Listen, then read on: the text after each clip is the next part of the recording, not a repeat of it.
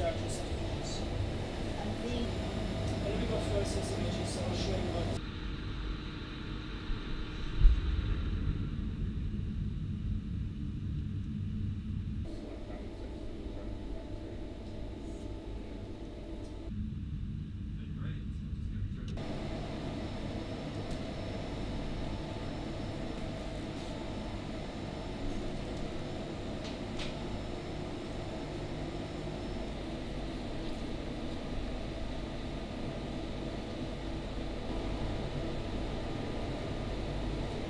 Bacteria are capable of sensory behaviour, so they can make decisions about whether they want to go and live somewhere or not.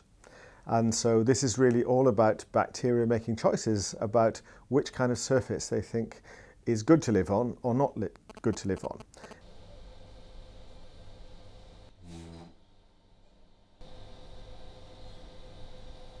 Okay.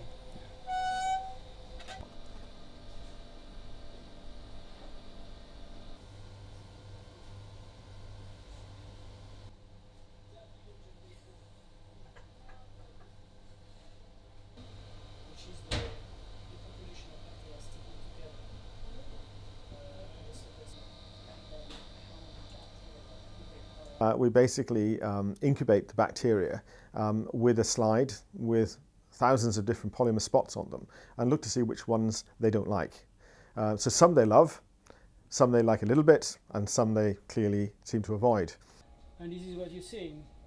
So the bacteria actually are moving outward, so they've been inoculated in the corner, and the shape change as well. They elongate during the swarming, so they differentiate.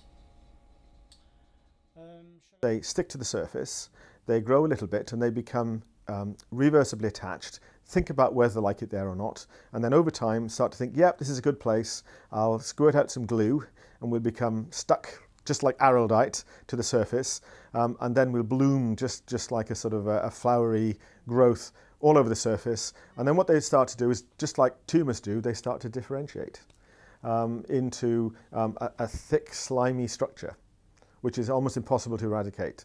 They're all aligned in rafts of cells together, but here they're just completely disorganized and not aligned, so they're not creating this swarm pattern, which you can see, and they're actually coming loose, but it's just not swimming. We found a polymer that was particularly well suited to the environment where a urinary catheter would find itself when implanted in a human, and that polymer is optimal for that environment. We've looked at other environments, such as that for a breathing tube or an endotracheal tube, where we believe a slightly different formulation of the polymer would be optimal, would perform the best.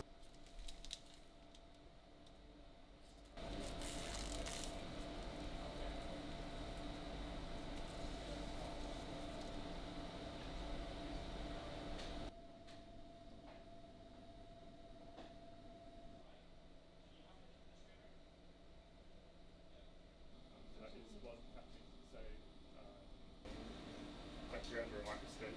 You can show the swarming front. Yes, third one. But then show the anti-bacterial.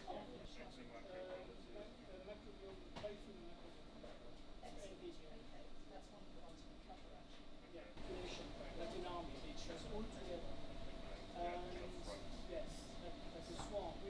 So if you think of that thick slimy structure stuck on a catheter in a body, your immune system can't get rid of it, and antibiotics don't kill it.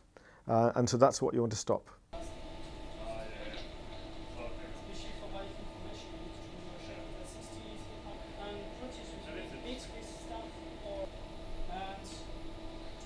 Increase in hospital stay, an increased risk of death, and then long-term disability related to these infections. From a healthcare perspective, there's an increase in length of stay from around 8 to 15 days, and that incurs an increase in costs associated with these. So for the NHS, annually, it's around £1 billion worth of extra money.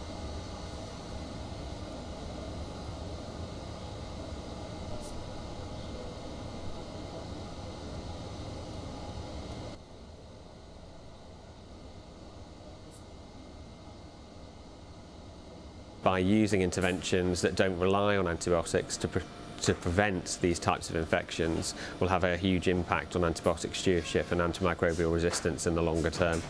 So these types of interventions where we're essentially preventing an infection from developing are actually key to controlling antibiotic resistance in the longer term.